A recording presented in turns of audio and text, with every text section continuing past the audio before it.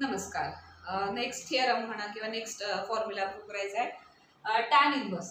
So if y is equal to tan inverse x where x belongs to r, तो x सगळ्या real लाईनवर operate होऊ शकतोय and y in between -π/2 to π/2 आणि not exactly π/2, less than or equal to म्हटलं नाही, -π/2 less than y less than π/2, कारण exactly -π/2 किंवा π/2 ला टॅन इन्फिनिटीला क्रॉस म्हणजे इन्फिनिटीकडे जातो.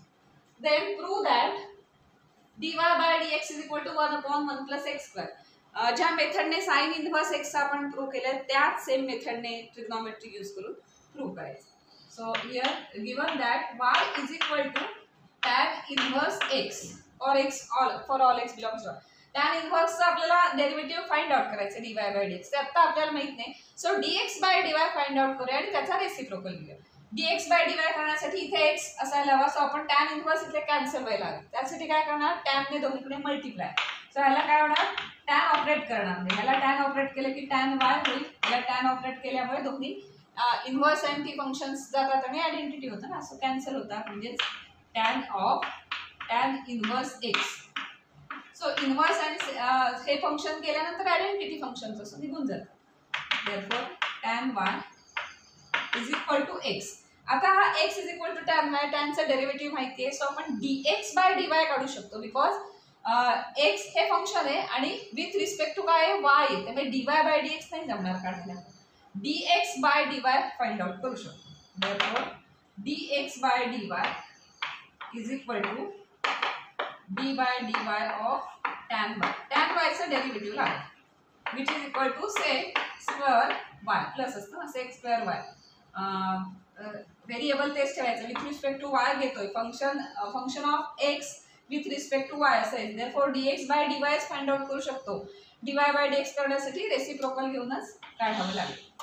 आता sec स्क्वेअर y त्याच्याऐवजी आपण काय लिहू शकतो, पुन्हा आयडेंटिटीज आपल्याला आठवायला लागतील 10th मध्ये झालेल्या.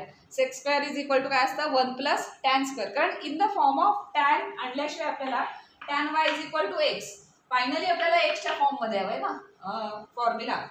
सो आपल्याला x कुठे माहिती आहे, तर ह्याला आपण इक्वेशन 1 म्हणू. इक्वेशन 1 मध्ये आपल्याला माहिती आहे x is equal to tan y. So in the form of tan आणल्याशिवाय तिथे x सबस्टिट्यूट करता येणार. देअरफॉर आयडेंटिटी यूज करायची, which is equal to 1 plus tan square y.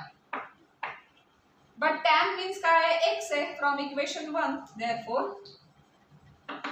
dx by dy is equal to tan y आहे ना, x 1 plus tan y च्या ऐवजी काय येणार, x square from equation 1. Equation 1 वरून आपण tan ची व्हॅल्यू घातली, x is equal to tan y. पण आपल्याला dx बाय dy नको, ते नाही विचारलेलं आहे. आपल्याला फंक्शन कसं दिलंय, y is equal to tan inverse x. So 1 upon त्याचा रेसिप्रोकल केल्यावर आपल्याला dy by dx. Therefore dy by dx is equal to 1 upon dx by dy. dx by dy ची व्हॅल्यू काढली इथे, which is equal to 1 upon 1 plus x square. हे positive आहे, minus sign नाहीये इथे, कॉटला मायनस साइन आहे. So dy by dx मिळालं 1 upon 1 plus x square, hence proof. So y is equal to tan inverse x असेल तर त्याचा डेरिव्हेटिव्हचा formula आहे 1 upon 1 plus x square. तुम्ही डायरेक्ट एक्झाम्पल सॉल्व्ह करताना हा यूज करू शकता. आणि सेम तसाच एक कॉटचा पण प्रूव्ह करू शकता. D by dx of cot inverse x असेल, then that is -1 upon 1 plus x. एवढंच लक्षात ठेवायला पण सोपं आहे.